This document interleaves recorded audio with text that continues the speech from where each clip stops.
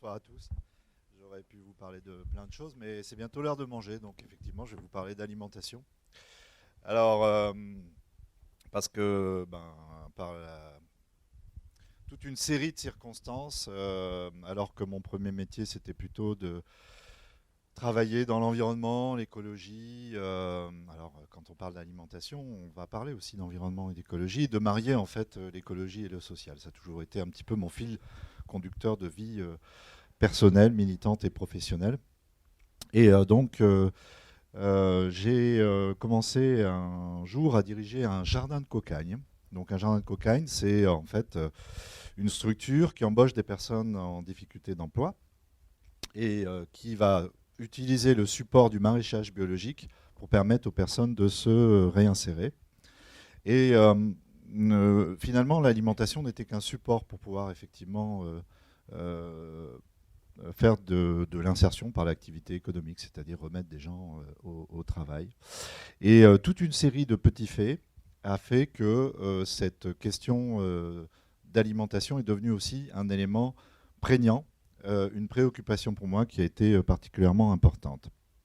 Alors, euh, je voulais simplement voilà, commencer par vous dire, vous faire réfléchir sur trois choses, ou en tout cas rappeler trois choses. Une première chose qui m'a marqué il n'y a pas si longtemps que ça, c'est paru dans Le Monde, c'est que dans euh, une cité du nord-ouest de l'Angleterre, on commence à voir qu'il y a une baisse de l'espérance de vie. Alors la baisse de l'espérance de vie, c'est pas une espérance de vie voilà, qui croît moins vite. Baisse de l'espérance de vie. Toutes les caractéristiques en fait de cette cité, c'est finalement les mêmes que celles des cités post-industrielles qu'on peut rencontrer. Où pensez-vous que si un jour cette histoire de baisse de l'espérance de vie peut arriver, où ça peut arriver? Ça peut arriver effectivement dans une région comme la nôtre. Alors cette baisse de l'espérance de vie, en fait, on s'est rendu compte que c'était dû au désœuvrement, bon, l'alcool, tabac, mais surtout la junk food. Vous savez, cette malbouffe-là, hein, qui est peut-être effectivement un peu plus développée aujourd'hui en Angleterre que chez nous. Vous n'arrivez pas? Bon, c'est pas la première fois que je vais faire son PowerPoint, ça c'est pas grave. Premier élément. Deuxième élément. Comment imaginer qu'on produit de la nourriture de façon de plus en plus propre quand vous constatez que la consommation d'engrais, d'amendements chimiques augmente tous les ans, tandis qu'il y a de moins en moins de terres à cultiver en France? C'est une vraie question, ça. Donc quand on vous dit qu'on fait de l'agriculture raisonnée et qu'on en met moins, il y a en tout cas des chiffres qui ne disent pas forcément cette chose. Et puis, troisième réflexion, on vous dit souvent que c'est compliqué de manger bien, de manger écolo, etc. Petite réflexion. On vous dit, pas au même moment, hein, successivement, dans trois reportages différents, que quand on produit des denrées agricoles, donc dans les champs, on en perd 30%. On vous dit une autre fois que quand c'est distribué donc par un Auchan, etc., la grande distribution, pendant que c'est effectivement stocké par cette grande distribution, il y a une perte de 30%. Et on vous dit aussi un autre jour, c'est l'ADEME qui le dit, que quand on mange chez nous, on perd aussi 30% de denrées. Donc 30% de 100%, il reste 70%. J'en retranche à ces 70% 30%. Et à ce que j'ai encore retranché, mais j'arrive plus à suivre parce que moi j'ai jamais aimé les mathématiques, mais j'ai quand même fait l'effort de faire le calcul. J'enlève encore 30%. Il faut retirer 3 fois 30% du reste. Ça fait que plus d'une denrée sur deux, si mes calculs sont bons, plus d'une denrée sur deux est gaspillée. Donc, grosse marge de manœuvre, là, au niveau économique, de pouvoir à la fois tenir le pari de s'alimenter dans des conditions écologiques respectables, là où on vous dit très souvent que ce n'est pas possible parce qu'on ne pourra pas nourrir le monde entier avec la bio, hein, dit-on souvent. Si déjà une denrée sur deux n'était pas gaspillée, en Afrique, dans les pays du Sud, c'est d'autres raisons, hein, c'est les moyens de conservation qui fait qu'il y a effectivement beaucoup de gaspillage de denrées. Mais au niveau mondial, on peut considérer qu'une denrée sur deux est chintée par, alors au mieux effectivement dans les auges des animaux, hein, ou au pire, effectivement, sur un tas de déchets, dans des circonstances qui ne sont pas encore les mêmes, hein, parce que tout à l'heure, on parlait effectivement de déchets avec toi, Mig, mais notre modèle fait qu'aujourd'hui, on regarde ce qui se passe à Los, regardez ce qui se passe en Afrique, en Inde, au niveau des déchets par rapport à notre modèle de consommation, c'est encore autre chose. L'amoncellement des déchets, c'est encore un tout autre problème. Donc, je reviens à mon propos alimentaire. Vous n'y arrivez pas? Si. Donc, il y avait 3 points de suspension qui vous amenaient à réfléchir juste avant. Je ne sais pas si vous les aviez passés. Hein, non, c'est une slide mythique, ça. Je ne l'ai jamais faite, cette slide-là. Je veux la voir.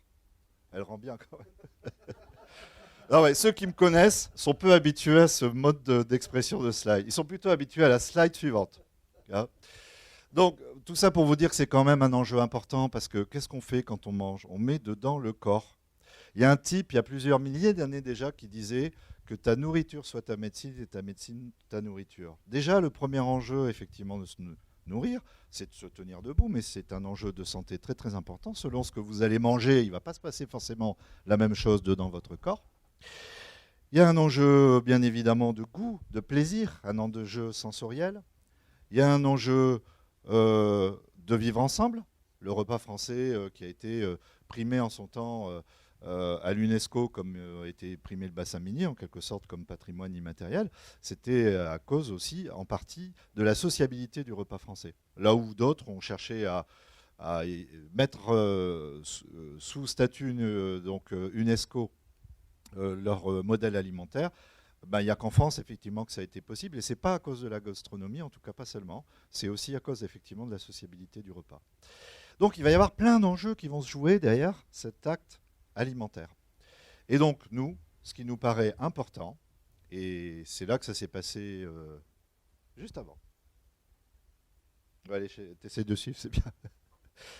C'est de faire société sur nos besoins essentiels. Et après ces grands moments de tristesse que je viens de vous évoquer, hein, qu'on mange de plus en plus mal, qu'on produit de la nourriture dans des conditions environnementales discutables, qui craignent même, on peut dire, et bien de refaire société effectivement sur cet enjeu essentiel. Et ce qui a été proposé un jour par le maire, c'est de lancer, en fait, et donc je n'en étais pas à l'initiative, cette initiative, c'est Jean-François qui l'a eu, lancer effectivement un programme pour une alimentation durable, pour faire société sur cette question alimentaire. Et ce programme, donc, qui date de quelques années, s'est appelé Vital, Ville, Transition et Alimentation Locale. Alors, à la suite de quoi, nous, ce qu'on a proposé plutôt avec cette équipe, donc, qui s'appelle les Anges Gardins. Alors, les Anges Gardins, c'est une histoire... en fait, un de mes premiers amours, c'est le jardinage. Et dans le jardinage, ce qui m'a intéressé à un moment donné, c'était tous ces jardins partagés, ces jardins communautaires, en fait, qui venaient d'Amérique. En tout cas, on a été fortement influencé par ces façons de faire du jardinage en Amérique. Et ils avaient en fait des bienfaiteurs de ces jardins qu'ils appelaient les Garden Angels. Et donc, quand on est arrivé en France, on s'est dit, bon, on ne va pas dire qu'on est des Garden Angels, on va essayer de franciser un peu le propos. Donc on a appelé ça les anges jardins, mais on n'arrivait pas à bien les plaire. Donc on a préféré appeler ça les anges gardins, jardin en ch'ti, pour ceux qui ne le sont pas forcément.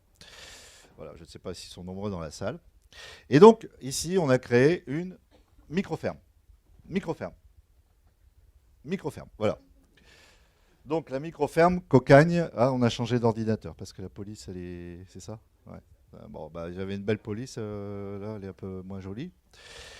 Et on s'est dit, c'est important de pouvoir maintenant, après avoir produit une politique municipale. Alors d'ailleurs, faire ça au niveau municipal, c'était un peu petit. Hein. C'est maintenant l'agglo qui s'occupe un peu plus de ça, d'en faire une politique.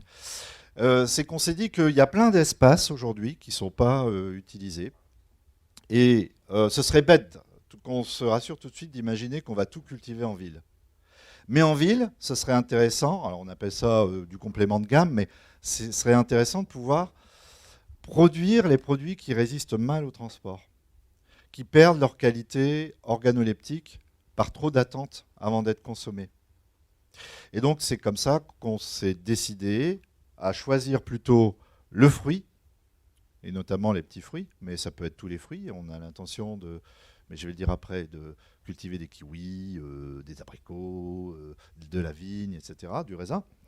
Sur ces petits espaces, on peut très bien cultiver la terre et du coup pouvoir répondre à un besoin spécifique de proximité, hein, sur effectivement ces produits qui peuvent être facilement périssables. Par exemple, le mesclun, vous savez, cette salade qui a coupé, vaut mieux effectivement la produire au plus près de là où on la consomme. On s'est dit que ça pouvait être bien de réenchanter un peu l'alimentation en essayant d'impliquer un peu tout le monde, et c'est comme ça qu'on a lancé des chantiers qui nous permettaient aussi de pouvoir, avec notre petite équipe en insertion, compter sur d'autres personnes pour pouvoir conquérir tous ces espaces qu'on souhaitait effectivement réaménager pour les cultiver. Alors bien sûr, c'est important de sensibiliser les enfants. Donc on développe beaucoup de programmes d'éducation. Donc on voit Audrey qui est dans la salle. Hein. Il y a un jeu qui s'appelle Où est Charlie, Où est Audrey. Alors il y en a deux d'Audrey, hein, c'est ça aujourd'hui. Voilà, donc c'est pas la même. Et puis, ce qui est important aussi, quand on veut distribuer donc des denrées qui soient produites dans la proximité, dans de bonnes conditions écologiques, il faut aussi les transporter, les rendre accessibles le plus possible aux habitants. Et donc, cette micro-ferme joue un rôle qu'on appelle de logistique des derniers kilomètres, c'est-à-dire qu'on va apporter au plus près des gens, donc sous un système qui est un système de panier ou en tenant des petits marchés, les denrées que nous produisons localement. Et ça, donc, c'est le travail de la micro-ferme. Mais voilà que, on peut passer à la slide suivante, c'est joli, enfin, tous les goûts sont dans la nature, mais je suppose que vous trouvez ça comme moi joli. On peut passer à la suivante. Donc voilà notre équipe. Donc, alors, ce qui est bien, c'est que les chantiers aussi sont intergénérationnels, quoi. N'importe qui peut participer à ces chantiers qu'on organise. Donc on a Bruno, un gars de la cité de Belgique, voilà, qui est là. Bon, c'est moi qui ne sais pas ce qu'il veut. Et on passe à la suivante. Voilà, c'est toujours... donc ça, c'était nos premières parcelles. Et du coup, ce qui s'est passé, c'est que les gens ont trouvé tellement ça joli qu'ils nous ont proposé des terrains. Alors les gens, c'est qui? C'est l'AFPA, Liévin. C'est le comité d'entreprise de Maisons et Cités. C'est SIA, qui est un organisme logeur, hein, comme Pas-de-Calais Habitat ou Soginorpa, qui s'appelle maintenant Maisons et Cités. Ils nous ont filé des terrains. Vite, vite, vite, il a fallu qu'on réagisse. Et c'est comme ça qu'on s'est dit, tiens, on va faire un archipel nourricier, c'est-à-dire toute une série de mises en culture rattachées, on peut passer à la suivante, rattachées à ce fil là que vous voyez. Est-ce que vous le reconnaissez, ce fil? Non. C'est quoi? Hein? Ouais, c'est pas loin, mais c'est pas ça. C'est pas la 21. C'est le cavalier minier donc, qui part du 11-19 et qui va je ne sais où, je pense jusque Vendin où il y avait une coquerie, non? Hein, c'est ça? Donc qui est une coulée verte qui est là, regardez. Qu'on a nous rebaptisé pour nous la Riviera comestible, et à partir de laquelle on va imaginer sur une zone, donc qui va comprendre Grenay, Toulouse-en-Goël, tu vois pourquoi, Lens en grande partie et Liévin pour la moitié.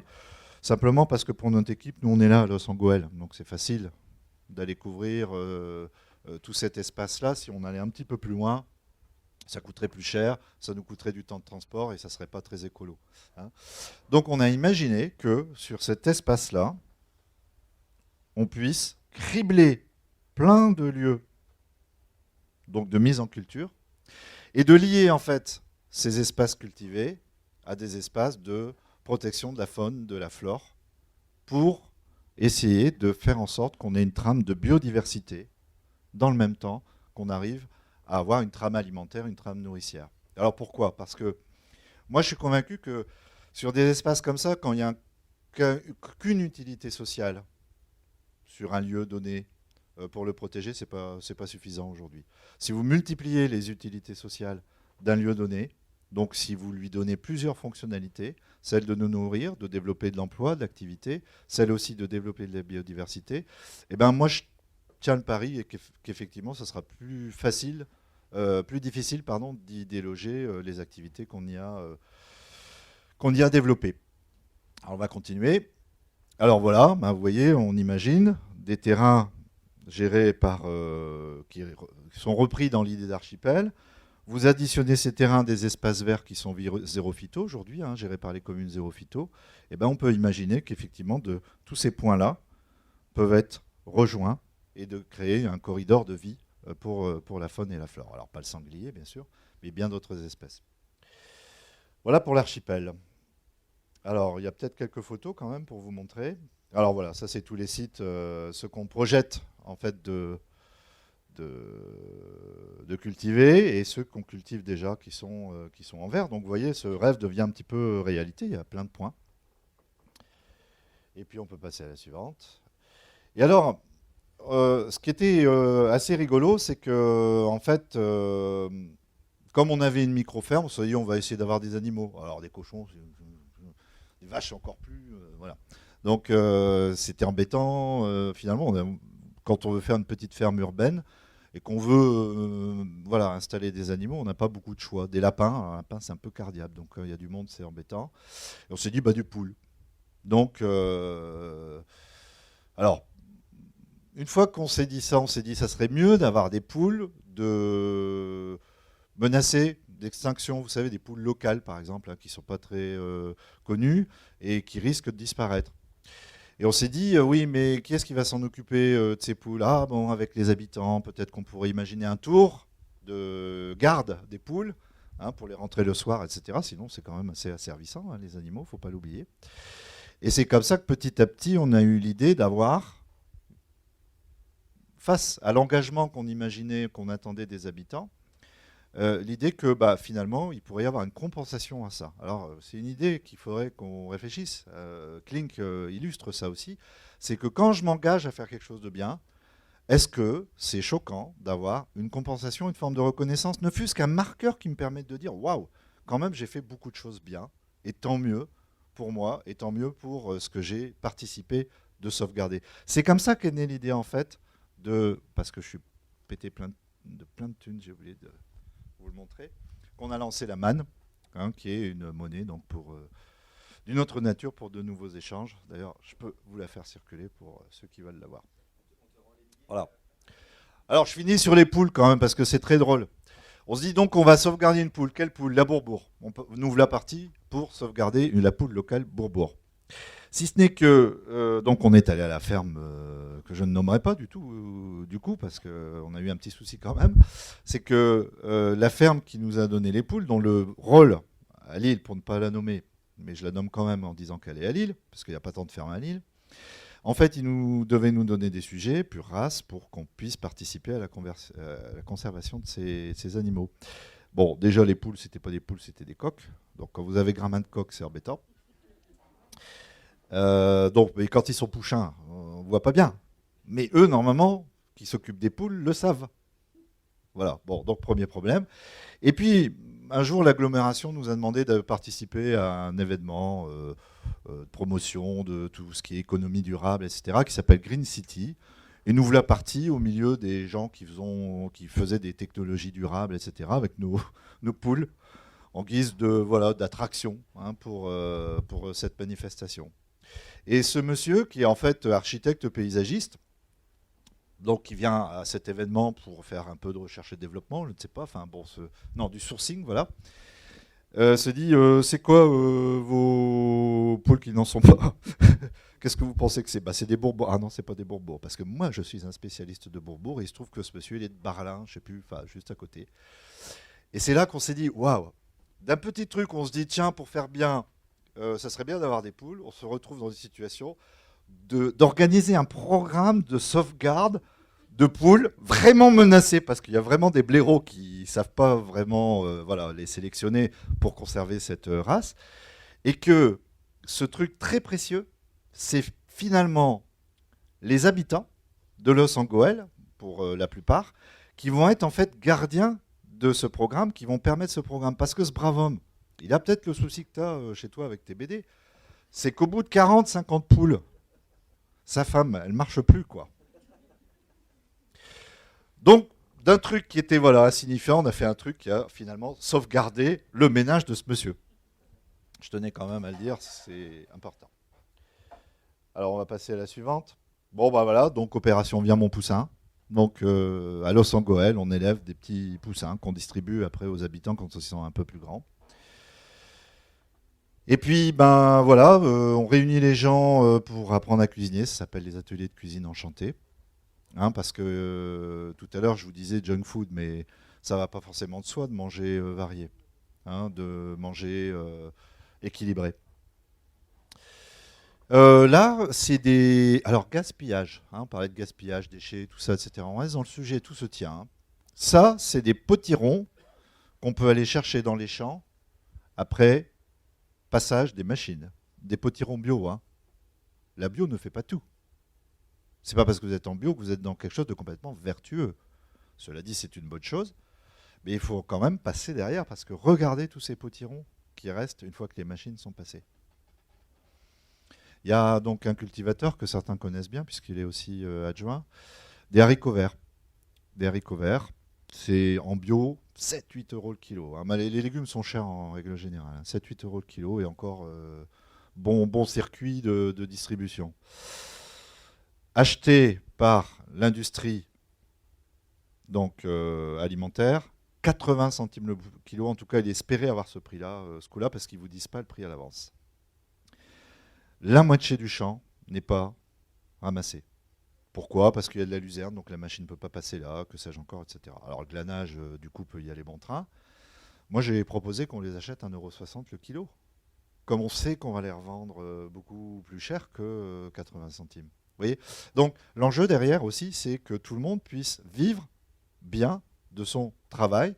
Et il y a une façon de construire un système qui va nous nourrir au niveau local qui permet effectivement cela. Alors on continue. Alors les chantiers coopératifs, voilà, là ils sont en train de mettre en place des fraises sur la maison du CE de Maison et Cité.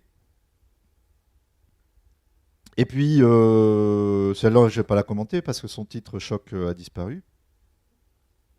Continue. Et puis voilà, ce qu'on s'était dit, c'est que pour que tout ça soit accessible, là où il n'y a pas d'euros, bah, c'est pas grave, on n'a qu'à frapper une monnaie. Vous l'avez frappé la monnaie en passant? Frappez voir, vous allez voir. Et donc cette monnaie, c'est la manne. La manne, son idée, c'est vraiment, au départ, c'est pas d'être une alternative monétaire, vous voyez, par rapport à une réflexion sur cet argent du crédit bancaire, etc. Bon, ça peut avoir son intérêt, mais c'était vraiment pas l'enjeu. L'enjeu, c'était de dire, bah, ceux qui n'ont pas de sous, s'ils ont de l'huile de coude, ils viennent nous aider dans les chantiers, sans remettre en question le fait que le RSA, pour ceux qui touchent le RSA, continue d'être touché, sans remettre en question le fait que c'est important de travailler. C'est pas du travail noir, c'est de dire simplement de dire, voilà, on peut accéder à plus de choses si à un moment donné on vient à des chantiers volontaires et il n'y a pas de raison que ces chantiers volontaires n'ouvrent pas voie à des compensations liées à l'engagement. Et c'est une monnaie surtout de reconnaissance de l'engagement.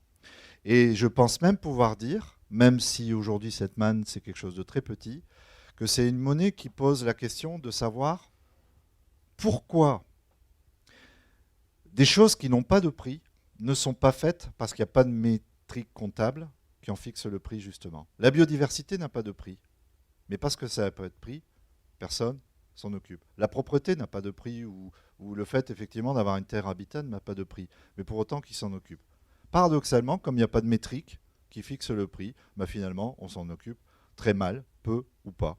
Donc emblématiquement, si ça n'a pas de prix, bah la manne qui n'a pas elle-même non plus de prix peut être le moyen d'expliquer symboliquement pourquoi c'est important d'agir sur toutes ces choses. Donc c'est ce que j'espère pour plus tard développer sur la manne. Alors juste un dernier truc, tous ces bien vivre alimentaires, cette mise à disposition des produits, le fait de pouvoir consommer ensemble, d'apprendre à cuisiner ensemble, etc. Il nous fallait ce qu'on appelle maintenant des tiers-lieux, hein, c'est-à-dire les tiers-lieux, c'est quoi, hein? Le premier lieu de sociabilité, c'est votre famille. Le deuxième, c'est le travail, si vous en avez. Et le troisième, c'est les cafés, les clubs sportifs, etc. C'est ce qu'on appelle les tiers-lieux. Merci. Pas une voleuse, toi. C'est les tiers-lieux. Donc, on a imaginé que ça serait bien d'avoir un tiers-lieu culinaire. Où ça? Alors c'est pour ça que je voulais vous en parler, parce que le suspense est à son compte. Que va-t-il se passer au Saint-Hubert? Eh ben, on va arriver au Saint-Hubert, pas plus tard que dans pas longtemps, donc le mois prochain. Vous voyez où c'est le Saint-Hubert? Alors pour ceux qui ne sont pas lossois, Saint-Hubert c'est café qui est brasserie qui est à la place de la mairie. Hein.